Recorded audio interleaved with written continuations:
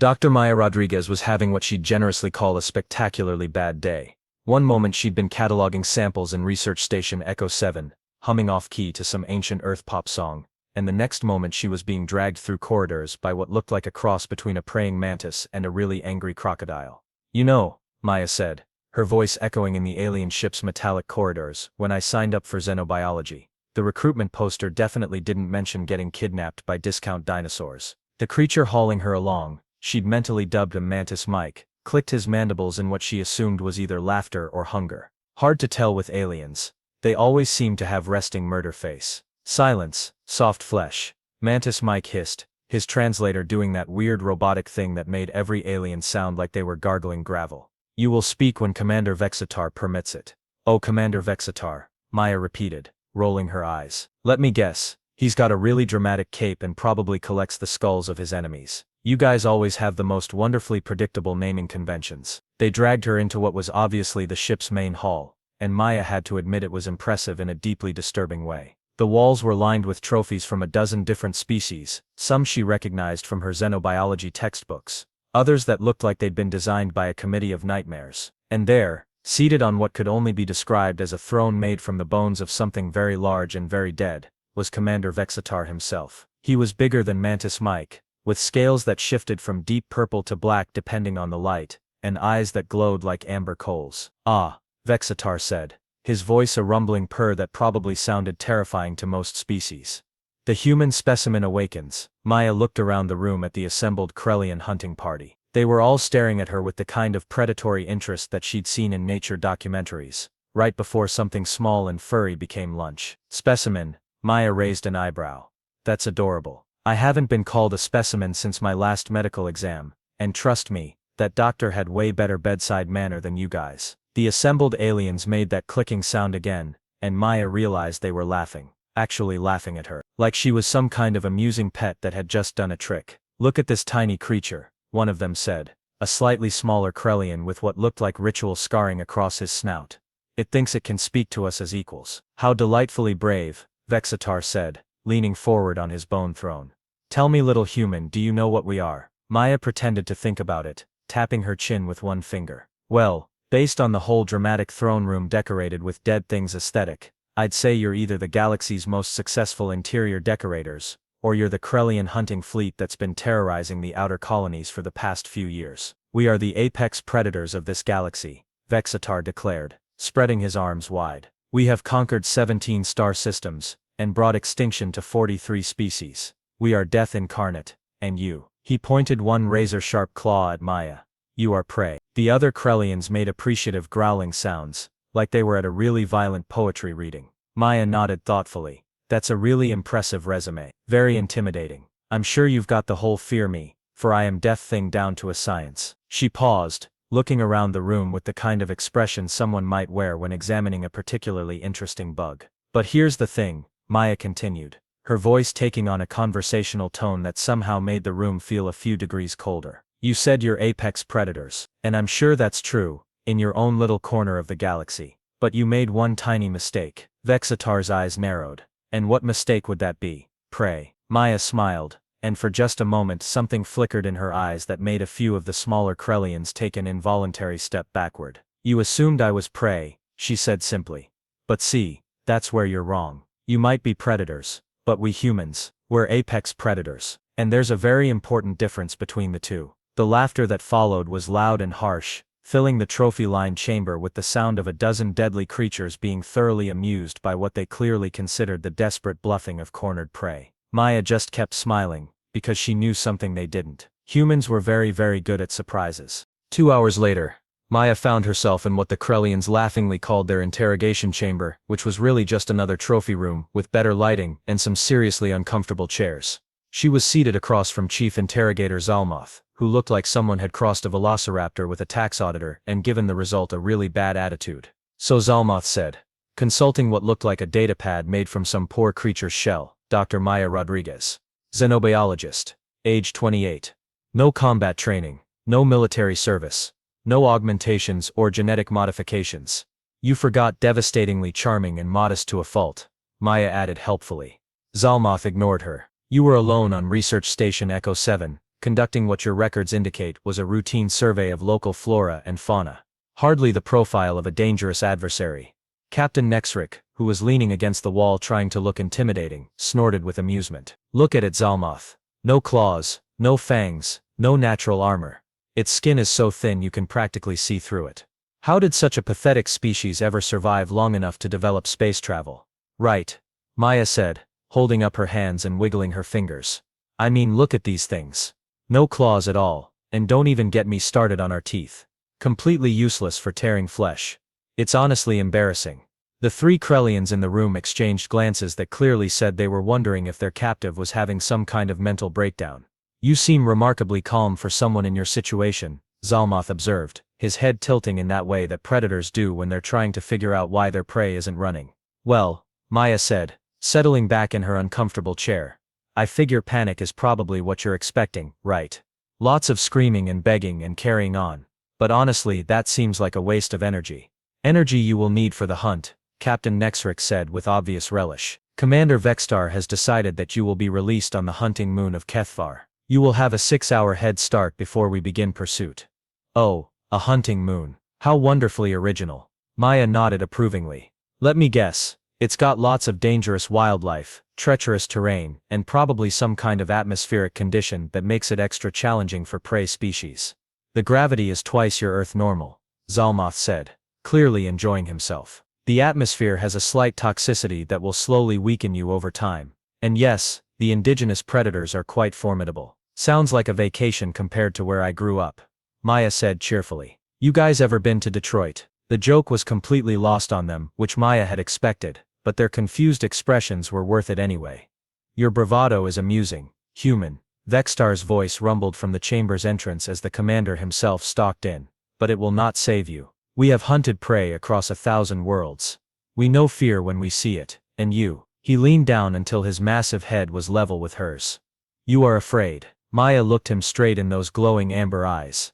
You're absolutely right, she said. I am afraid. But not of you. This caught their attention. Zalmoth's head snapped up from his datapad, and Captain Nexric pushed himself off the wall. Then what do you fear, little prey? Vextar asked, genuinely curious now. Maya was quiet for a moment, and when she spoke again, her voice had lost some of its humor. I'm afraid of what my species is going to do to yours when they find out you took me. The silence that followed was broken by Captain Nexric's laughter. Your species, the soft, weak humans, what could they possibly do to the mighty Krellian fleet? Maya looked at him with something that might have been pity. Oh Captain, you really don't understand what humans are, do you? You see the soft skin and the lack of natural weapons, and you think that makes us weak. But you're missing the most important part. And what part is that? Zalmoth asked, his tone suggesting he was humoring her. The part where we're the only species in the galaxy that evolved from pursuit predators, Maya said simply. The part where we're not just survivors, we're the thing that everything else on our planet learned to be afraid of. Vextar straightened up, his expression shifting from amusement to something that might have been the beginning of interest. But please, Maya continued, her smile returning, don't let me spoil the surprise. I'm sure you'll figure it out eventually. The interrogation chamber fell silent, except for the low hum of the ship's engines. Maya could practically hear the gears turning in their reptilian heads as they tried to process what she'd just said. Pursuit predators, Zalmoth repeated slowly, like he was tasting the words. You mean you chase down your prey instead of ambushing them? Oh, we're so much more interesting than that, Maya said, leaning forward in her chair with the enthusiasm of someone about to deliver a really good lecture. See, most predators in the galaxy are ambush hunters, right? They hide, they wait, they strike fast and hard. Very efficient, very smart. Captain Nexric nodded smugly. As we do. The Krellian way is to strike swiftly, and without warning. Exactly. And that works great for most prey species. Because most prey animals have one primary survival strategy. Maya held up a finger. Run fast, run far, and hope the predator gives up and goes looking for easier targets. A sensible strategy, Vextar rumbled, though his eyes never left Maya's face. Absolutely. Makes perfect evolutionary sense. Energy conservation is key to survival. Maya's smile grew wider. But here's where it gets interesting. What happens when you have a predator that doesn't give up? What happens when you have a predator that just keeps coming, no matter how far you run or how well you hide? The three Krellians exchanged glances, and Maya caught the first flicker of something that might have been unease. Humans didn't evolve claws or fangs or armor plating. Maya continued conversationally. We evolved something much, much worse. We evolved endurance. And patience. And the absolute, unwavering refusal to quit. She stood up from her chair, and interestingly, none of the Krellians moved to stop her. They were too busy listening. Picture this, Maya said, beginning to pace around the small chamber. You're an antelope on the African savanna.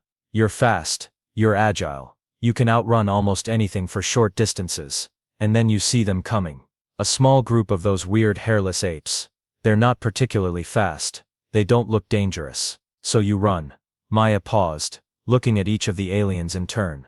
And they follow. Not sprinting. Not charging. Just jogging. Just keeping that steady, relentless pace. So you run faster. Put some distance between you and them. And when you stop to catch your breath, there they are again. Still coming. Still jogging. Captain Nexrick shifted uncomfortably. Surely any intelligent prey would simply keep running until the pursuit was abandoned. That's what you'd think, wouldn't you? Maya's voice took on an almost dreamy quality. But here's the beautiful, terrifying thing about persistence hunting. The prey always thinks they can outlast the predator. They always think that if they just run a little farther, hide a little better, the pursuit will end.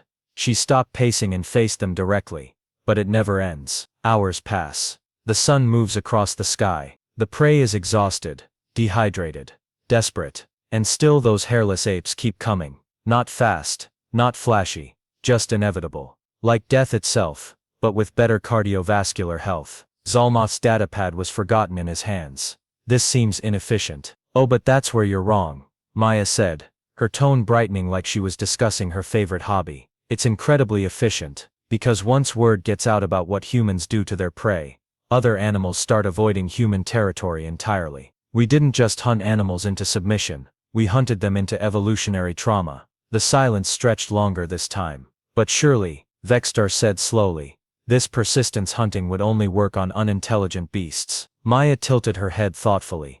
You'd think so. But humans didn't stop evolving when we learned to hunt animals. We kept developing that pursuit instinct. We refined it. We applied it to everything. She began counting on her fingers. We persistence hunted the Neanderthals into extinction. We persistence hunted our way across 6 continents and dozens of hostile environments. We persistence hunted our way through ice ages, plagues, natural disasters, and every single ecological niche on our planet, until we were the only apex predator left standing. Captain Nexrick's mandibles clicked nervously. But that was just animals. Primitive survival. Maya's smile became something that would have looked perfectly at home on a shark. Captain, we persistence hunted our way to the stars. And the thing about persistence hunting is that it gets easier with practice. Much easier. Especially when you're hunting something that thinks it's safe because it's bigger, stronger and more dangerous than you are. For the first time since Maya had been brought aboard their ship, none of the Krellians were laughing. The temperature in the interrogation chamber seemed to drop several degrees as Maya continued her impromptu lecture on human evolution. The 3 Krellians were no longer looking at her like she was amusing prey. They were looking at her the way someone might look at a ticking bomb. You know what's really fascinating about humans? Maya said, settling back into her chair like she was getting comfortable for a long story. We're the only species that figured out how to make extinction an art form. Zalmoth's claws tapped nervously against his datapad. What do you mean by that? Well, let's talk about our track record, shall we?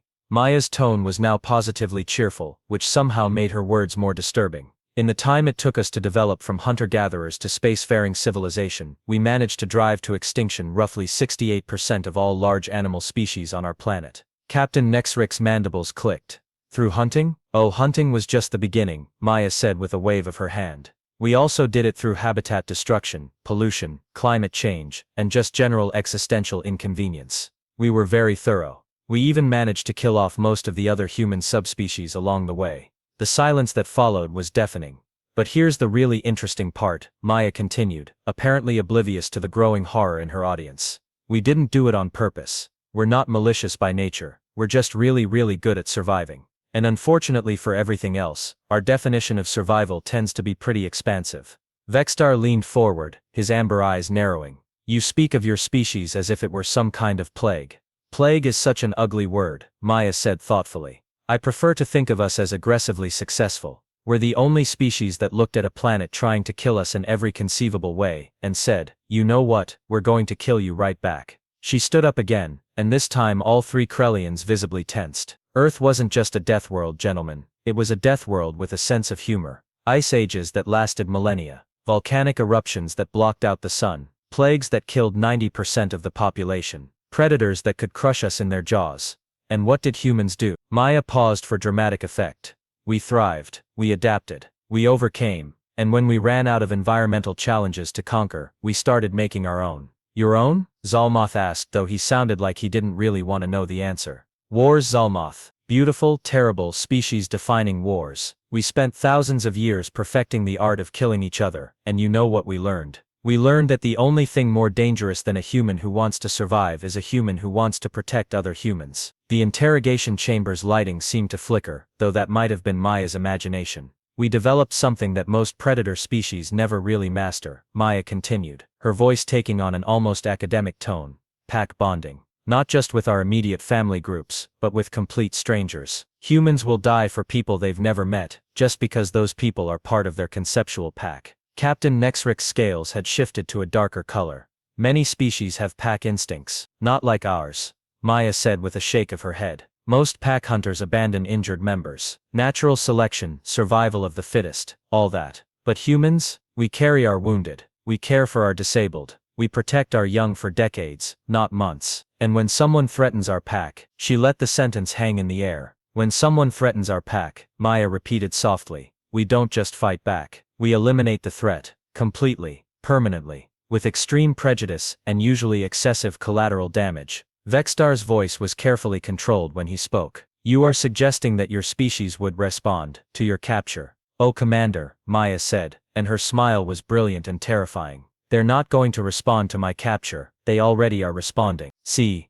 the thing about humans in space is that we brought all of our worst habits with us. The persistence hunting, the pack bonding, the cheerful refusal to accept that anything is impossible. She walked over to the chamber's small viewport and looked out at the stars. Research Station Echo 7 wasn't just a research station, gentlemen. It was a monitoring post. And when I didn't check in at my scheduled time, an automatic distress beacon was triggered. That beacon didn't just send out a generic help me signal. Maya turned back to face them, and the expression on her face made all three Krellians take a step backward. That beacon sent out a message that translated roughly to pack member taken, threat identified. Eliminate with extreme prejudice. The ship's lights flickered again, and this time Maya was sure it wasn't her imagination. The beautiful thing about persistence hunters, Maya said conversationally, is that they always find their prey. Always. It's just a matter of time. Somewhere in the distance, an alarm began to sound. The alarm wasn't the gentle chime of a minor system malfunction. It was the harsh, bone-deep wail of a ship in mortal danger, and it cut through the interrogation chamber like a plasma cutter through butter. Maya cocked her head to listen. Oh, that's interesting. That sounds like your long-range sensor array detecting multiple incoming contacts. Big ones if I'm reading the pitch correctly. Commander Vextar was already moving, his massive form surprisingly graceful as he activated a wall-mounted communication panel. Bridge, report. The voice that crackled back was tight with barely controlled panic. Commander, we have 15. No, 23 human vessels dropping out of hyperspace at the edge of the system. They're maintaining standard formation but, sir, their energy signatures are unlike anything in our databases. Maya settled back in her chair with the satisfied expression of someone whose dinner reservation had just been confirmed. 23? That's actually pretty restrained for a pack response. They must be feeling diplomatic. Impossible, Captain Nexrick snarled, though his scales had gone completely black with stress. No human fleet could have tracked us through hyperspace. We used randomized jump coordinates and electromagnetic dampers. Oh, sweetie, Maya said with genuine sympathy. You're still thinking like ambush predators. Track you? Why would we need to track you when we can just follow you? The communication panel crackled again. Commander, the human fleet is they're not responding to our hails. They've established a sphere formation around our position, and they're just waiting. Zalmoth's datapad clattered to the floor. Waiting for what? Maya examined her fingernails with casual interest. Probably waiting to see if you're smart enough to return me undamaged. Humans are generally reasonable about these things. We prefer diplomacy when it's an option. And if it's not an option? Vextar asked, though his voice suggested he already knew the answer. Well then they'll demonstrate why persistence hunters don't need to be particularly fast or strong. They just need to be inevitably overwhelmingly thorough. The lights in the chamber flickered again, And this time Maya could hear the subtle change in the ship's engine harmonics that indicated power being diverted to defensive systems. Bridge. Vextar barked into the communicator. Tactical analysis of the human fleet. Sir, our computers are having difficulty processing their weapon signatures. They appear to be using some kind of adaptive technology that shifts frequency faster than our sensors can compensate. But Commander, the voice paused. Sir, their smallest vessels are reading as Dreadnought class on our threat assessment scale. Maya laughed, a sound that somehow managed to be both delighted and absolutely terrifying. Oh, they brought the good ships. That's so sweet.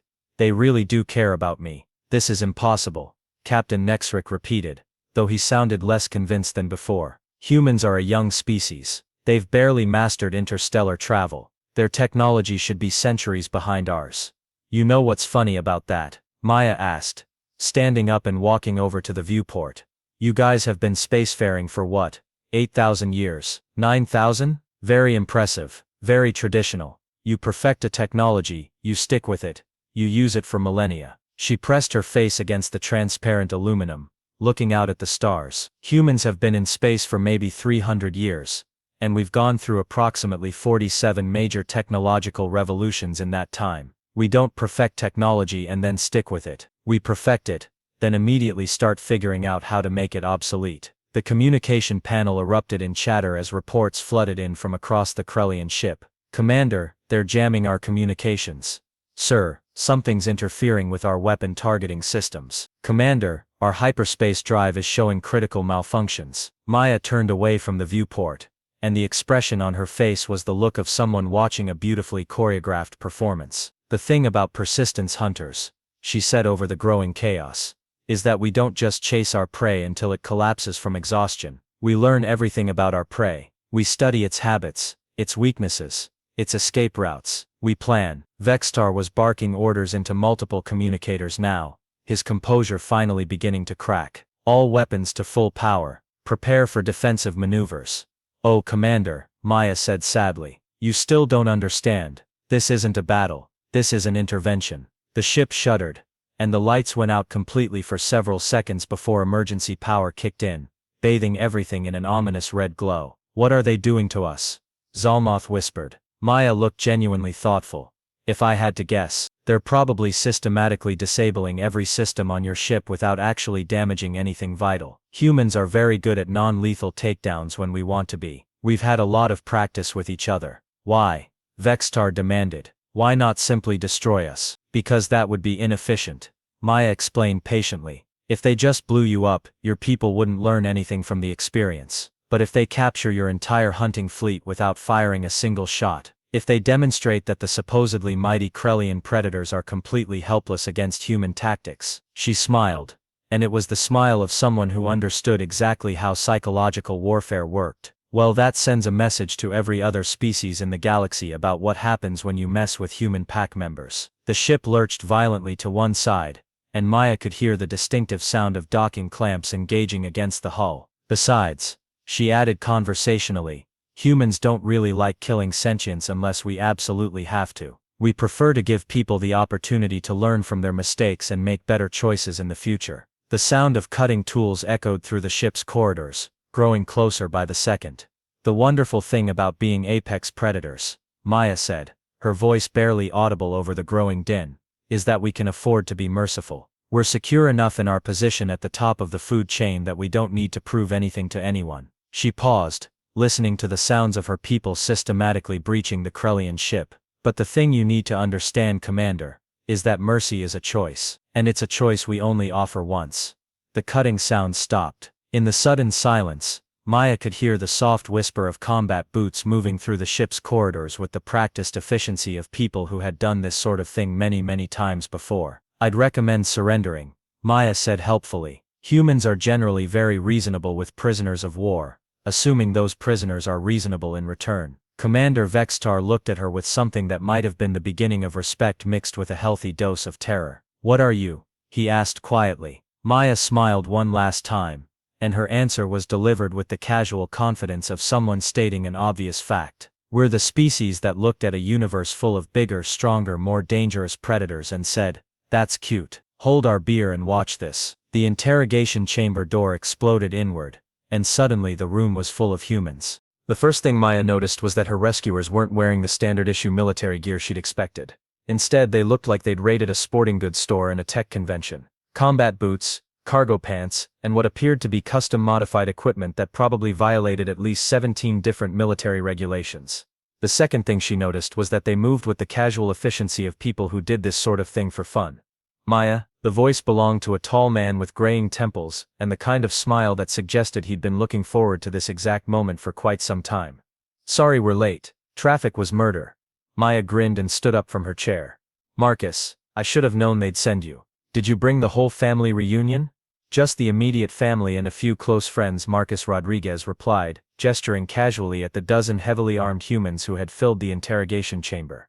We figured 23 ships was probably overkill. But you know how mom gets when someone messes with her babies.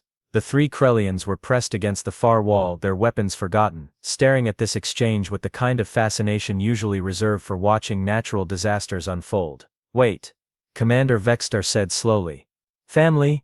Oh, did I forget to mention? Maya asked innocently. Marcus is my older brother. Former military, current head of security for the Outer Colonies Defense Force. He gets a little protective. Marcus looked at the assembled Krellians with the polite interest of someone examining an unusual species of insect. So these are the famous Krellian hunters I've been hearing about. They're smaller than I expected. They're actually quite impressive, Maya said generously. Very traditional hunting methods, beautiful trophy collection, excellent intimidation techniques. They just made one tiny miscalculation. Which was? Zalmoth asked, though he sounded like he was afraid of the answer. They assumed that taking one human wouldn't be a big deal. Marcus replied, his tone conversational. They didn't realize that humans don't really distinguish between one of us and all of us when it comes to family. He walked over to the viewport and looked out at the space surrounding the Krellian ship. See, the thing about pack hunters is that the pack always comes for its members. Always. It's not a choice or a decision we make. It's just what we do. Captain Nexrick found his voice. 23 ships for one human. That seems excessive. Oh, this isn't excessive, Maya said cheerfully. This is restrained. Marcus, how many ships did Mom want to send? The entire Third Fleet, Marcus replied without hesitation. Dad talked her down to a task force. I talked them both down to a family outing. The color drained from Captain Nexrick's scales. The wonderful thing about being human, Maya continued, is that we scale our responses appropriately. You took one of us, so we came for one of us. But we came prepared to take all of you if necessary. Commander Vexter stepped forward, his massive frame still impressive despite the circumstances. What do you want from us? Marcus considered the question. Well, first we want our sister back, obviously. Second, we want you to understand that humans are now off the menu for Krellian hunting expeditions. And third, he paused, looking around the trophy-filled chamber. We want you to spread the word to every other predator species in the galaxy about what happens when you mess with human pack members. And if we refuse? Vexter asked. Maya and Marcus exchanged glances, and Maya shrugged. Then we demonstrate why apex predators don't need to negotiate with lesser predators. The silence that followed was broken by the sound of the ship's communication systems crackling to life. Krellian vessel, this is Admiral Chen of the Terran Defense Force. You have 60 seconds to release our people and surrender your weapons. This is not a negotiation. Maya looked at her brother with raised eyebrows. Admiral Chen, you brought the Admiral? She insisted.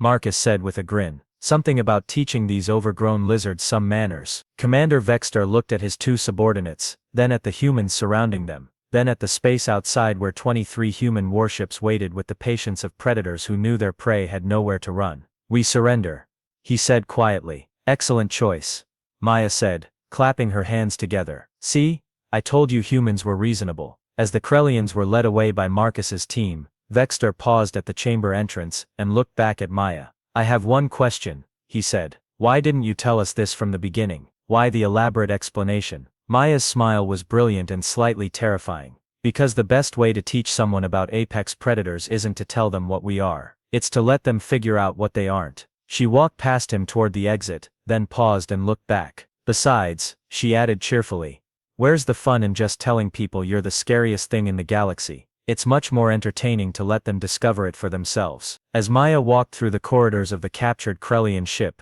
past the trophy rooms and the intimidating decorations, she reflected on the day's events. The Krellians had learned an important lesson about the difference between predators and apex predators, and with any luck, they'd share that lesson with every other species in the galaxy. Because the thing about humans wasn't that they were the strongest or the fastest or the most naturally armed species in the universe. The thing about humans was that they were the species that had looked at a universe full of bigger, stronger, more dangerous creatures, and decided that the universe needed better management. And they'd been right. Maya stepped aboard the human transport ship, and took a deep breath of recycled air that smelled like home. Behind her the Krellian hunting fleet sat disabled and captured, their crew learning firsthand what happened when predators tried to hunt apex predators. It had been, Maya decided, a very educational day for everyone involved, especially the aliens.